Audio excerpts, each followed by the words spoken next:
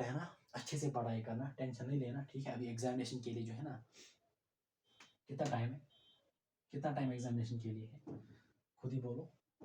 Examination के लिए अभी जो है आपके पास around 5 to 6 months are there, 5 to 6, it is January, February, March, April, May, June. Because June से मतलब June, last week of June से पहले आपका एग्जामिनेशन नहीं हो सकता। क्यों नहीं हो सकता मुझे नहीं पता है, लेकिन नहीं हो सकता, ठीक है। अभी हमारी काउंसलिंग स्टार्ट ही नहीं हुई है, ठीक है। और अभी र्यूमर्स आ रहे हैं, मतलब टाइम्स, र्यूमर्स क्या मतलब, टाइम्स ऑफ इंडिया ने एक आर्टिकल दिया था, उस मतलब वहाँ पे उन्होंने बोला था कि मई का एग्जामिनेशन, मई मतलब मई में जो आपका एग्जामिनेशन होगा, नीट 22 जो है मई में का मतलब कंडक्ट किया जाएगा। और जेई मेंस जो है उसका पहला फेज जो है वो मार्च में कंडक्ट होगा। अब जो है ना, यहाँ पे जो है ना एक बात मुझे आपके साथ शेयर करनी है रिगार्डिंग दिस टॉपिक। वहां पे वो बोल रहे हैं मार्च में जो है ना, it will be the first phase, यानी जेई का फर्स्ट फेज। अप्रैल में जो है ना उसके बाद क्या होगा, सेकंड फेज। और दूसरे आर्टिकल में उन्होंने बोला था कि वी आर एक्सपेक्टिंग 4 फेजेस, यानी जिस तरह लास्ट ईयर 4 फेजेस हो गए थे, इसी बार जो है ना इस साल भी वो एक्सपेक्ट क्या कर रहे हैं, 4 फेजेस।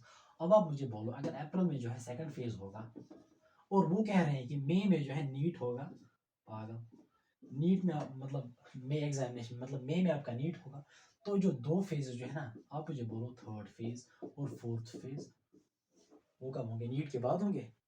क्योंकि जो है आपने जो है देखो, फर्स्ट फेज जब आपने दिया तो इसके रिजल्ट्स जो है ना वो भी उनको प्रिपेयर करने होते हैं। उसके बाद जो है ना सेकंड फेज के लिए फिर से रजिस्ट्रेशन जो है ना उनको करनी होती है स्टूडेंट्स को, तो उसके लिए टाइम क्या चाहिए। अब अगर अप्रैल में जो है सेकंड फेज होगा तो थर्ड फेज ऑब्वियसली जो है ना मई या जून में होगा।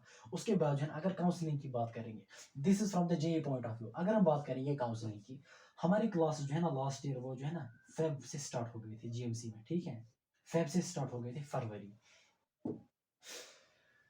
अभी जो है काउंसलिंग कंप्लीट नहीं हुई है, काउंसलिंग कंप्लीट अभी स्टार्ट ही नहीं हुए, काउंसलिंग स्टार्ट ही नहीं हुए, तो वी आर एक्सपेक्टिंग कि इस साल जो है क्लासेस जो है ना, क्लासेस मतलब जिन स्टेट से अभी काउंसलिंग स्टार्ट नहीं हुए, तो मतलब मुझे लग रहा है कि क्लासेस जो है ना वो जो है ना मार्च अप्रैल, मतलब मुझे लग रहा है कि अप्रैल जो है ना अप्रैल में कंप्लीट होंगे, मुझे लग रहा है, या लास्ट वीक ऑफ मार्च या फर्स्ट वीक ऑफ अप्रैल में जो है ना क्लासेस स्टार्ट होंगे। अब अगर मान लीजिए लास्ट वीक ऑफ मार्च जो है, लास्ट वीक ऑफ मार्च या फर्स्ट वीक ऑफ अप्रैल में अगर क्लासेस स्टार्ट होंगे जीएमसीज में इस साल, जिन स्टेट्स में भी काउंसलिंग कंप्लीट नहीं हुए, तो आप मुझे बोलो, अगर मई में एग्जामिनेशन कंडक्ट होगा, अगर मई में एग्जामिनेशन कंडक्ट होगा तो जून में आपका रिजल्ट आएगा, जुलाई में आपकी काउंसलिंग स्टार्ट होगी या कंप्लीट होगी, और अगस्त में आपके जो है ना क्लासेस स्टार्ट होंगी अगस्त में। मतलब नीट 2020 अगर इनके हिसाब से मई में एग्जामिनेशन होगा, तो नीट 22 एस्पिरेंट्स जो होंगे, नीट 22 एस्पिरेंट्स, उनको जो है ना अगस्त में जो है ना मेडिकल कॉलेज जाना होगा। लेकिन इस साल जो है ना नीट 21 का बैच जो है ना वो कब मेडिकल कॉलेज जा रहे हैं, in the month of March और अप्रैल। तो अगर अप्रैल में उन्होंने नया बैच स्टार्ट किया 21 का बैच, तो अगस्त में किस तरह से नीट 22 का बैच स्टार्ट हो सकता है, आप मुझे बोलो। इसके बारे में आप खुद सोचना। इन चीज़ों जो है ना कोई बात लॉजिकल होती है, मतलब दीज आर लॉजिकल थिंग्स। ऐसा नहीं है कि हमने बोल दिया, मैं भी कोई न्यूज़ चढ़ा दूँ, कोई आर्टिकल चढ़ा दूँ कि एग्जामिनेशन मई में होगा, तो क्या होगा, नहीं होगा। थोड़ी बहुत जो है ना एक मतलब पिछली मतलब प्रीवियस एनालिसिस की बेस पे भी जो है ना डिसाइड करना चाहिए। जो आपने जो है ना परेशान नहीं होना रिगार्डिंग एग्जामिनेशन डेट, एग्जामिनेशन के लिए 5 6 मंथ्स आर देयर, बस अच्छे से पढ़ाई करो, सुकून के साथ पढ़ो, ठीक है। दिक्कत होती है, परेशानी होती है, एंजाइटी होता है, लेकिन हमेशा जो है ना ओवर थिंकिंग से बचना है, नेगेटिव स्टफ से अपने आप को दूर रखना है, ठीक है। हमेशा अपने गोल पे फोकस करना है कि अभी मेरे पास कितना टाइम अवेलेबल है और मैंने कितनी चीज़ों को कवर करना है, और आज के दिन में जो है इन दीज 24 आवर्स आपने हर दिन 24 आवर पे फोकस करना है, ठीक है। कि 24 आवर्स में अपना मैक्सिमम टाइम जो है ना आपने यूटिलाइज करने की कोशिश करनी है। बाकी आपकी सिलेक्शन जो है ना वो एक ही फैक्टर जो है ना डिसाइड कर सकती है, that is your efforts, not all your efforts, it's your best efforts.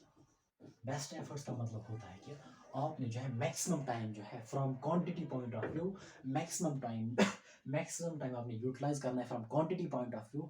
From quality point of view आपने जो है ना जो टाइम आप यूटिलाइज कर रहे हो विथ उसकी लेवल ऑफ फोकस, उसकी लेवल ऑफ कंसंट्रेशन जो है ना वो अटमोस्ट होनी चाहिए, बल्कि आपको जो है ना फील आना चाहिए कि आप पढ़ रहे हो, ठीक है। सो बेस्ट एफर्ट्स हर दिन आपने देने हैं, और वीकली जो है ना आपने 5 6 दिन अच्छे से पढ़ने हैं, और कभी ब्रेक भी लेनी है, ठीक है। और दूसरी बात, मोबाइल फ़ोन जो है ना, मोबाइल फ़ोन आपका मोबाइल फ़ोन, आप ऑनलाइन पढ़ रहे हो, ऑफलाइन पढ़ रहे हो, यूट्यूब जितनी भी मतलब मोस्ट ऑफ द स्टूडेंट जो है ना उनका टाइम यूट्यूब से ज़ाया होता है बहुत ज़्यादा। यूट्यूब पे शॉर्ट्स वीडियो को देखते हैं, ठीक है। मतलब जब वो पढ़ाई कर रहे होते हैं तो उसके बाद जब उनको ब्रेक लेनी होती है तो वो मोबाइल फ़ोन को इस्तेमाल करते हैं, उनको लग रहा है कि हम रेस्ट कर रहे हैं, but that is not the rest. Rest का मतलब होता है कि जब आपने 3-4 घंटे पढ़े, उसके बाद आपको ब्रेन जो है ना आधा घंटा जो है ना अपनी आंखें बंद करनी है, ठीक है, लेटना है या चुप करके अच्छे मतलब सोचना है कि यार क्या मैं ठीक से जा रही हूँ या ठीक से जा रहा हूँ, मतलब कहीं पे इंप्रूवमेंट तो नहीं लानी है, ठीक है। वो होता है रेस्ट, मतलब जब आपको ब्रेन को ज़्यादा एफर्ट्स ज़्यादा सोचना ना पड़े। अब अगर आप फ़ोन यूज़ कर रहे हो तो फ़ोन पे जो है ना मतलब पढ़ाई की तरफ उतना फोकस नहीं होता है कि जितना फ़ोन की तरफ होता है एक स्टूडेंट को या किसी को भी। मतलब अगर आप कोई मूवी देख रहे हो, कोई भी चीज़ देख रहे हो, तो आपको जो है ना उसकी एक ही चीज़ जो है ना याद रहती है, लेकिन पढ़ाई नहीं रहती याद। तो इट मीन्स कि जब आप फ़ोन चला रहे होते हो तो आपका फोकस इन्वॉल्व, आपका ब्रेन इन्वॉल्व हो गया, तो कहाँ का रेस्ट? कहाँ का मतलब कहाँ का रेस्ट मुझे बोलो? तो रेस्ट के लिए जो है ना फ़ोन पे जो है ना जप नहीं करना है, बस मेडिटेशन करो, ठीक है।